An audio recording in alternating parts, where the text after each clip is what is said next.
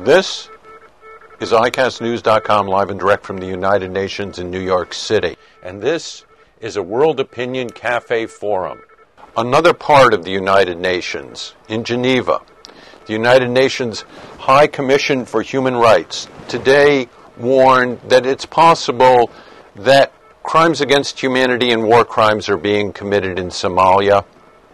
Since fighting intensified there in the beginning of May, some 200,000 people have fled the capital, Mogadishu.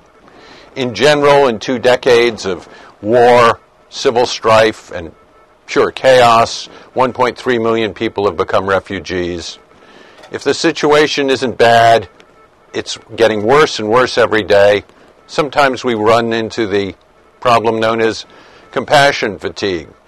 Somalia was very much on the mind of the United Nations this week, thanks in large measure to a report from the Undersecretary General Lynn PASCOE, who reported to the Security Council this week on what's happening in Somalia and made some very crisp, clear, and concise recommendations of what needed to be done. Mr. PASCOE, welcome.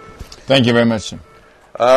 This week, you talked about a situation that's been deteriorating rapidly, if anything could deteriorate out of chaos, since the beginning of May. And you talked in very pointed terms about moderate community leaders being decapitated, people fleeing for no known refugee camp. What in general is driving the renewed unrest, chaos, civil disorder in Somalia?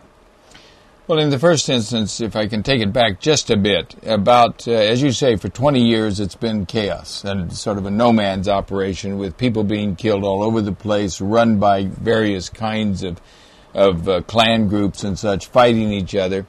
We all remember, I think, the Black Hawk Down of the early 90s when the Americans and the Pakistanis and several other countries lost quite a few people as peacekeepers in Somalia.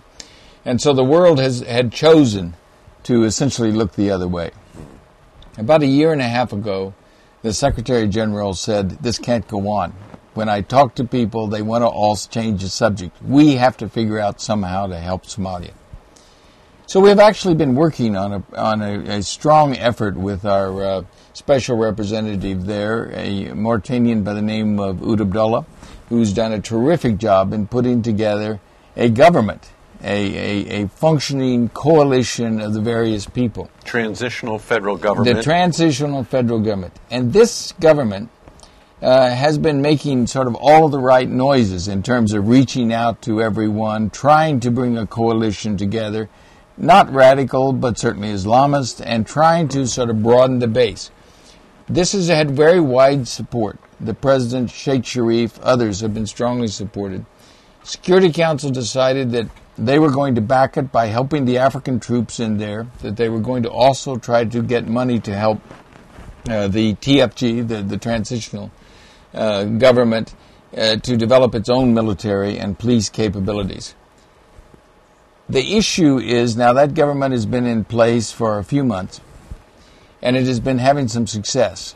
So immediately, all of the other types, and particularly the most radical group called Al-Shabaab, which is backed by probably 300 and so of the worst kind of hardened foreign fighters.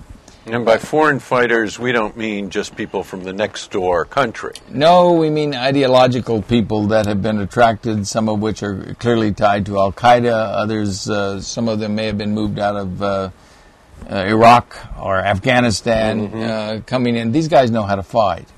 And that process has been, what you see in the last few weeks is an effort to stop the forward movement. And so I think there's a very strong sense in the international community, and I think that was clear in the Security Council this week, that now is the time we really got to help this Somalia government make it and to give a better future for the Somali people. Now, the only thing that's gotten a lot of attention about Somalia has been the piracy issue, and through a variety of, I know a boat was threatened this week, but accepting that, through a variety of U.S. Navy, European Union, Indian Navy, American Navy, Russian Navy, coordinated actions, some of the more extreme response to the bad conditions that cause piracy have tamped down that situation. But other than that, I think it's this Al-Shabaab activity that is putting new pictures in people's minds. You talked about Black Hawk Down. It reminded me of the Walter Lippmann said in Foreign Policy, people frequently think it with pictures in their minds. Mm-hmm. Black Hawk Down is one of those pictures. Mm-hmm. I think the radicals from Al-Shabaab are coming to people's consciousness. What's your recommendation for what needs to be done to curtail their rising power? Okay, first let me talk for just 1 second about piracy, since you raised it. There are two very clear elements there. The first is the UN is feeding these people. The World Food Program is turning a tremendous amount of food. The humanitarian efforts that have been going on there for 20 years. These guys were attacking World Food Program ships. Right. I mean, people taking food to the people in desperate need of it. And so those ships have been escorted by the Europeans and the Americans, and there have not been any real